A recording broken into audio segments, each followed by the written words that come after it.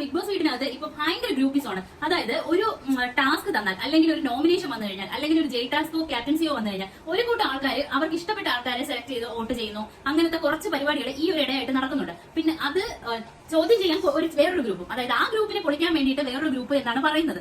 സത്യം പറഞ്ഞാൽ ഈ ഗ്രൂപ്പുകൾ ഭയങ്കര മോശമായിട്ട് വരുന്നുണ്ട്. അതായത് ഒരു എന്താ പറയാ, നമുക്ക് കാണുമ്പോൾ തന്നെ ഒരു ഇറിറ്റേഷൻ ആയി തോന്നുന്നുണ്ട്. പിന്നെ വേറൊരു കാര്യം, ബിഗ് ബോസ് ഹൗസ് എന്ന് പറഞ്ഞാൽ ഇങ്ങനെയൊക്കെ തന്നെയാണ്. ഒരു കൂട്ടം ആൾക്കാർ വേറൊരു ടീമിലോട്ട്, മറ്റു ആൾക്കാർ വേറൊരു ടീമിലോട്ട്, അങ്ങനെ ഓരോരുത്തരുടെ പേര് ഞാൻ എടുത്ത് പറയുന്നില്ല. നിങ്ങൾ ബിഗ് ബോസ് കാണുന്ന ആൾക്കാർക്ക് എന്തായാലും എങ്ങനെയൊക്കെയാണെന്ന് നന്നായിട്ട് മനസ്സിലാവും. പിന്നെ അതിനിടയ്ക്ക് എന്താണ്, ഒന്നിയിൽ റെനെ ഇന്നലെ ചീത്ത വിളിച്ചില്ലേ, ആ വിഷയം അവിടെ ഭയങ്കര ചർച്ചാ വിഷയം നടന്നിട്ടുണ്ടായിരുന്നു. ശരിക്കും പറഞ്ഞ ഒരു പെൺകുട്ടിയോ അല്ലെങ്കിൽ ആൺകുട്ടിയോ ആരോ ആവട്ടെ, പക്ഷെ ചീത്ത വിളിക്കുന്നത് ഭയങ്കര മോശമായിട്ടുള്ള ഒരു ഏർപ്പാടാണ്. കാരണം എന്ന് വെച്ച് കഴിഞ്ഞാൽ ബിഗ് ബോസ് പോലൊരു ഷോ എല്ലാ കൊച്ചുകുട്ടികളും മുതൽ വലിയ ആൾക്കാർ വരെ കാണുന്ന, ഒരുപാട് ജനറേഷൻ കാണുന്ന ഒരു ഷോയാണ്. ആ ഷോയ്ക്കകത്ത് വന്നിട്ട് ഒന്നിൽ പച്ചയ്ക്ക് ചീത്ത വിളിച്ചത് ഭയങ്കര മോശമായി പോയി എന്ന് എനിക്ക് അഭിപ്രായമുണ്ട്. സത്യം പറഞ്ഞാൽ എനിക്ക് റെനയോട് വലിയ താല്പര്യമൊന്നുമില്ല, പക്ഷെ എന്നാലും ചീത്ത വിളിച്ചത് റെനയാണ് ചീത്ത വിളിച്ചത്. അതിനോട് ഞാൻ ഒട്ടും യോജിക്കുന്നു. ഇപ്രാവശ്യത്തെ കിച്ചൺ ടീം ഭയങ്കര മോശമായിട്ടാണ് എല്ലാവരും പറയുന്നത്. എന്ന് വെച്ച് കഴിഞ്ഞാൽ കറക്റ്റിന് എല്ലാവർക്കും ഭക്ഷണം കിട്ടുന്നില്ല, അങ്ങനത്തെ കുറെ കാര്യങ്ങളൊക്കെ ഉണ്ട്. പിന്നെ ജിസയിൽ രാവിലെ കാപ്പിപ്പൊടി ഒളിച്ചു വെച്ചു എന്നുള്ളതാണ് ആദ്യത്തെ പ്രശ്നം. ഈ ആഴ്ച ജയിലിൽ പോയത് ജിസയിലും ഒനിയലുമാണ്. അപ്പോൾ അവർക്ക് കിട്ടിയ ടാസ്ക് എന്ന് പറയുമ്പോൾ ഭയങ്കര പ്രശ്നമുള്ള ഒരു ടാസ്ക് ആണ് കിട്ടിയത്. അതായത് ഓരോ സെക്കൻഡിലും അവർക്ക് ബിഗ് ബോസ് 2 കമ്പികൾ കൊടുത്തിട്ടുണ്ടായിരുന്നു. അപ്പൊ ആ കമ്പികൾ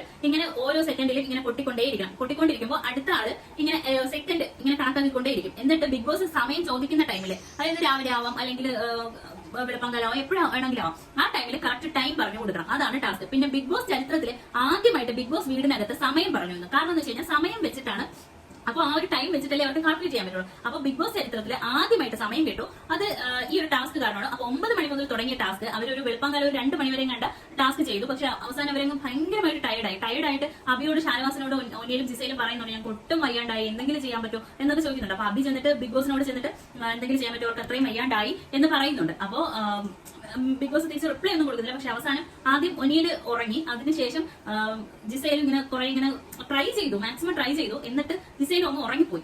പക്ഷെ ടാസ്ക് കംപ്ലീറ്റ് ആയിട്ടില്ല. ടാസ്ക് കംപ്ലീറ്റ് ആവാത്ത കാരണം ഇനി നാളെ എന്താവും, എങ്ങനെ ആവുമെന്നൊന്നും അറിയത്തില്ല. ഇനി വീണ്ടും അവർക്ക് വേറെ എന്തെങ്കിലും പണിഷ്മെന്റ് കൊടുക്കോ എന്താണെന്നൊന്നും അറിയില്ല. പക്ഷെ ടാസ്ക് കംപ്ലീറ്റ് ആയിട്ടില്ല.